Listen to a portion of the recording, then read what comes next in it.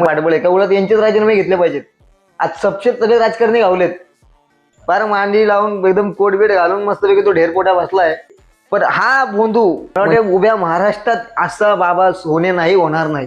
त्यासाठी ते हेलिकॉप्टर पाठवायचं, हा काय प्रकार आहे? पण ते पॉवरफुल टॅबलेट, म्हणजे जर ते आपण एखाद्या घोड्याला खायला दिलं ना, त्यांना बाबा ते पाणी द्यायचा, त्यामध्ये काय काय मिक्स करायचं ते आपल्याला माहितीचे. म्हणजे या मंत्र्यांना त्या बाबाचं पाणी पियेपर्यंत आपल्या मंत्र्यांची पात्रता खालवली मेंदूची, त्याचा मेंदूचा उच्चांक बघा. आणि आपण अशा ठोकळ्यांना निवडून दिलं विधानसभेमध्ये. म्हणजे हे जे 9 मंत्री आहेत त्याचं पाणी पिऊन तरी यांना अक्कल आली का? ते मी म्हणजे वडिलांचं गाव माझ्या आळुपटी. आम्हाला साधारण मार्च ते जून पर्यंत आम्हाला प्रश्न पडतो वावरं पिकवायची कशी. आज आमच्यावर फक्त ढेकळेच आहेत. या ठोकळ्यासाठी, या अशोक खरातसाठी 48 किलोमीटर पाईपलाईन केली. पासून ते खालीपासून ही सगळी यंत्रणा आहे ना, ती सडली आपली. ते सोडून देते.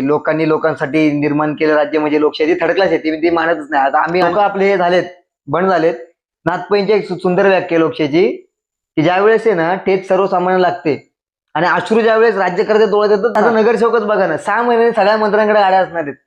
आज सर्वसामान्य, समजा मी आळकुटीतला आहे, माझ्या वडिलांचं गाव आळकुटी, मला जर समजा माझ्या गावात पाणी आणायचंय, मला 10 ते 20 सह्या घ्याव्या लागतील. 10 जीव तोडून मागा लागले असते आपले. विरोधी पक्षनेते म्हणून तुम्ही काय केलं?